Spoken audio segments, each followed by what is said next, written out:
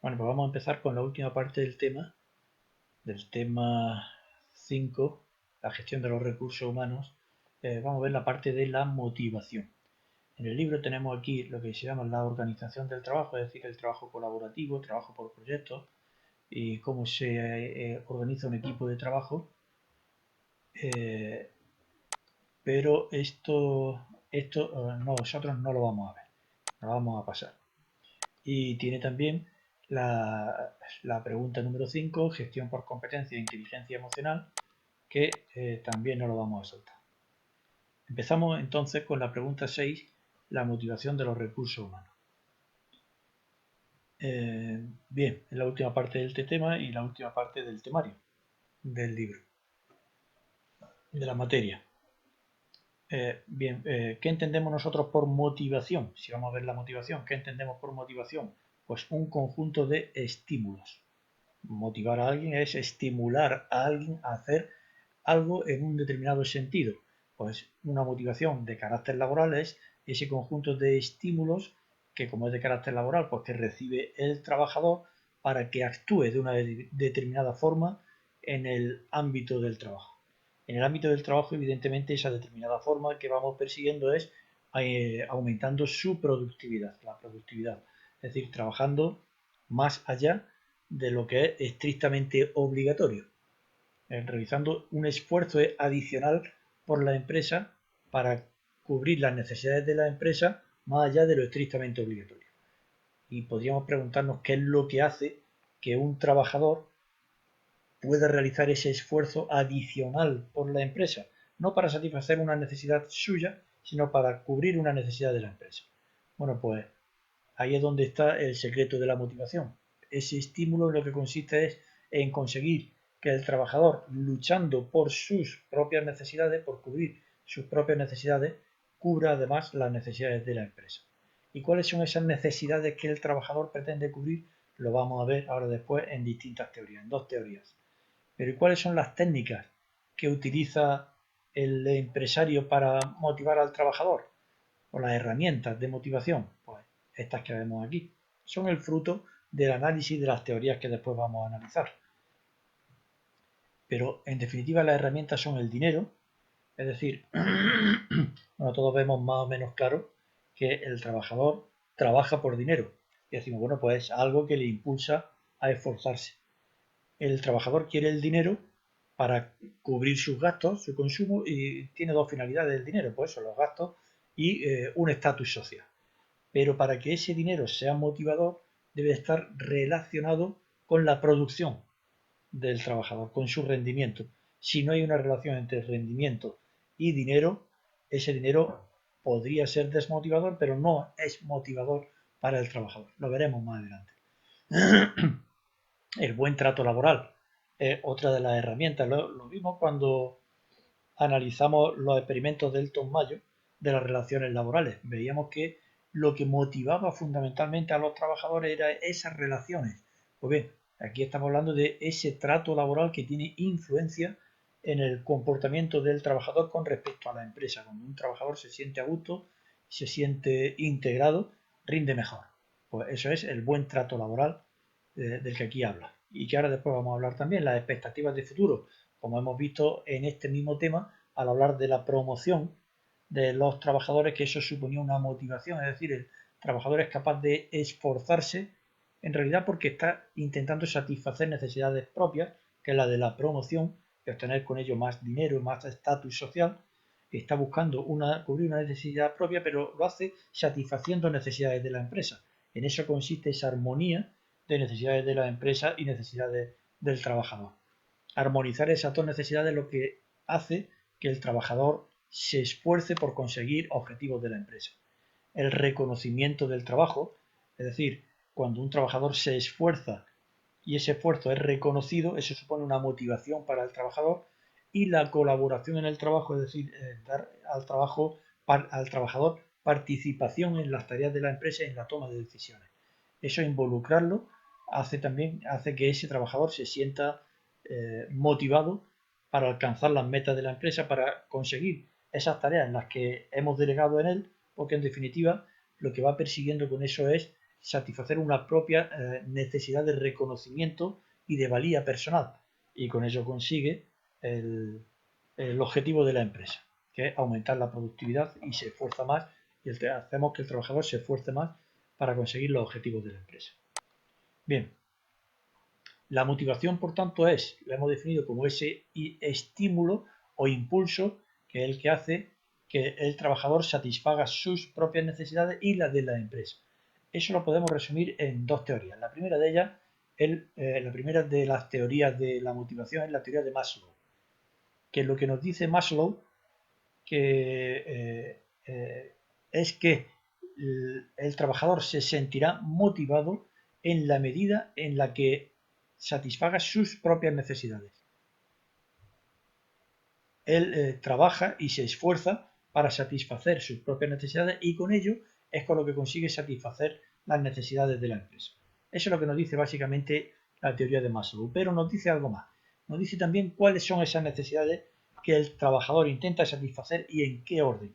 En realidad la teoría de Maslow no está pensada para el ámbito laboral, pero tiene aplicación en el ámbito laboral.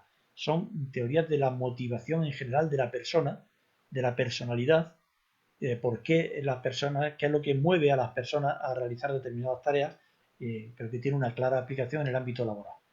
Pues bien, lo que nos dice Maslow es que esas pirámides, esas necesidades se agrupan en forma de pirámide para un trabajador, de manera que son más amplias las de la parte baja de la pirámide y a medida que va creciendo las necesidades van siendo más limitadas, pero no llegas hasta la más alta hasta que no has pasado por la más baja. Es decir, que estas necesidades llevan un orden. La primera de ellas que se intenta satisfacer son las necesidades fisiológicas básicas, que en definitiva son las de alimento, agua, vivienda, salud. Es decir, intentamos sobrevivir y el trabajo lo realizamos para intentar cubrir estas necesidades. Son las primeras que intentamos satisfacer, por tanto son las primeras que se satisfacen y en cuanto se satisfacen dejan de motivar. Eso es lo que nos dice la teoría de Maslow también, que no vamos buscando satisfacer una necesidad posterior hasta que no hemos satisfecho la necesidad anterior y que una vez que la hemos satisfecho deja de motivarnos y ya lo que buscamos es la motivación a través de la siguiente necesidad. ¿Y cuál es la siguiente necesidad que intentamos cubrir después de las necesidades fisiológicas o de vivienda? Las de seguridad. ¿En qué consisten las necesidades de seguridad? En consolidar lo obtenido. Si hablamos del puesto de trabajo, pues un puesto de trabajo estable, por ejemplo, un contrato indefinido, llegar a la jubilación, un seguro. Estas necesidades de seguridad son las que nos impulsan a trabajar más una vez que hemos cubierto las necesidades fisiológicas. Si conseguimos satisfacer las necesidades de seguridad, dejan de ser motivadoras y pasa a ser motivador la cobertura de la siguiente necesidad, las necesidades sociales. Lo que nos dice también la teoría de las necesidades de Maslow es que para que vayamos buscando cubrir esta necesidad, esta tenemos que tenerla totalmente cubierta. Es decir, no vamos a luchar por la necesidad de seguridad hasta que hemos cubierto la fisiológica, no luchamos por la social hasta que hemos cubierto la de seguridad y así sucesivamente. ¿Cuáles son las necesidades sociales? Las de integración en el grupo. Sentirnos integrados en el grupo en el que estamos trabajando, ser aceptados por los demás. Evidentemente, si un trabajador no rinde en una empresa, los demás piensan o saben que esa falta de rendimiento puede dar lugar a que la empresa no vaya bien y por tanto perder ellos su puesto de trabajo. Eso que sabe el trabajador es lo que le impulsa a esforzarse para ser integrado en el puesto de trabajo en la medida en la que está realizando bien su trabajo. Esas son las necesidades sociales y busca por tanto amistad y se esfuerza por ello, por conseguir esa integración en el grupo y ser aceptado por los demás. Una vez que estamos ya integrados en el grupo, hemos satisfecho nuestras necesidades de seguridad y fisiológica, el siguiente escalón en la motivación son las necesidades de autoestima, o necesidades del ego, del yo, de cubrir una necesidad de sentirme yo bien conmigo mismo. Es la necesidad de autoestima, de seguridad en sí mismo, y que eso se consigue a través de la estima de los demás. Que los demás estimen el trabajo que yo hago, que reconozcan mi esfuerzo y ese reconocimiento del trabajo y esa valoración de mis capacidades a través del reconocimiento es lo que hace que yo me esfuerce por buscar ese reconocimiento, porque con eso satisfago una necesidad propia, que es la necesidad de seguridad y autoestima, seguridad en mí mismo y autoestima. Una vez que ya hemos alcanzado esto, me siento seguro con mi trabajo, estoy integrado en un grupo, estoy contento conmigo mismo. Lo siguiente por lo que voy a luchar es por alcanzar ese objetivo que yo me he marcado en toda mi vida. Es lo que se llama la autorrealización del trabajador.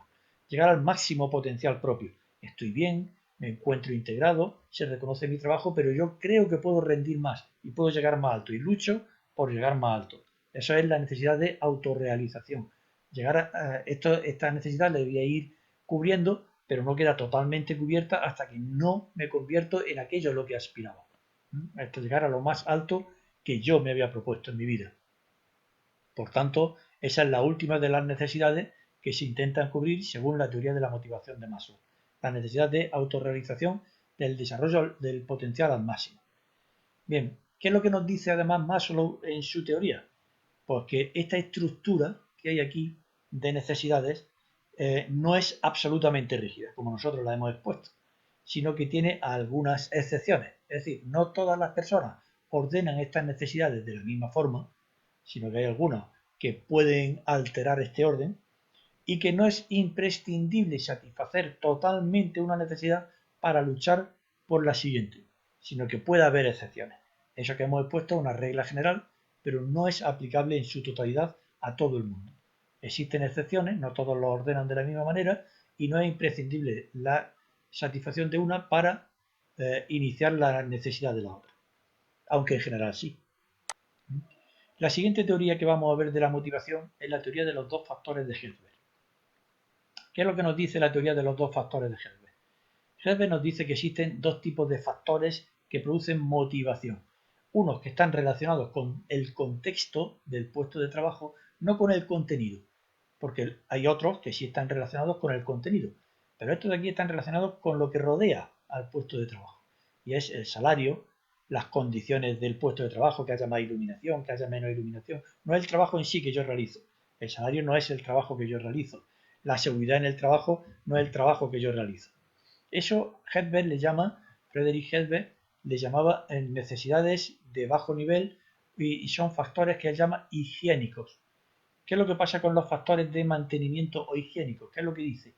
Que estos factores no motivan al trabajador, por eso dice que son de bajo nivel. Lo que pueden producir es no estar totalmente cubierto si se dan en niveles, si no se dan en niveles suficientes. Entonces pueden producir insatisfacción. Si estas necesidades de salario, de condiciones laborales, yo voy a trabajar a un lugar donde estoy pasando frío continuamente, eso me produce a mí insatisfacción, es lo que nos dice. Y por tanto me puede producir desmotivación en el trabajo. Pero el que yo no tenga frío no me produce motivación. Es lo que dice esta teoría. No produce motivación, pero pueden generar insatisfacción y por tanto desmotivación. Es lo que llaman los factores higiénicos. El dinero está entre ellos, pero el dinero no está solo aquí. También el dinero está entre los factores relacionados con el contenido del puesto de trabajo. Bueno, no está relacionado con el contenido del puesto de trabajo, pero puede producir motivación. Estos de aquí, estos factores de aquí son los motivacionales, que son de necesidades más elevadas, que son el tipo de trabajo, el reconocimiento, y el dinero puede ser un reconocimiento, por tanto, sí está relacionado con el contenido del puesto de trabajo en la medida que se reconoce la labor que yo estoy desempeñando en mi puesto de trabajo, el ascenso, el desarrollo personal, todos esos factores son los que dice que son de necesidades elevadas y que estos sí que producen motivación. Estos son los que realmente producen motivación en el trabajador. Los factores higiénicos, si no se satisfacen en su totalidad, producen desmotivación, pero no motivan, y los que motivan es la satisfacción, la lucha por estos de aquí. Eso es lo que nos dice la teoría de los dos factores de Hilbert. ¿Existe una relación entre estas dos teorías? Pues es lo que vemos aquí entre la relación que hay entre la pirámide de Maslow y la teoría de los dos factores.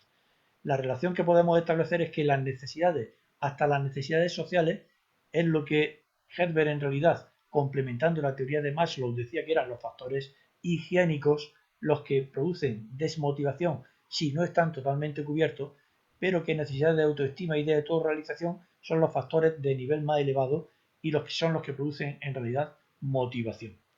Esa es la relación que hay entre la pirámide de Maslow y los factores de Hertzberg. Pues bien, hasta aquí llega lo que vamos a ver nosotros sobre la teoría de la motivación.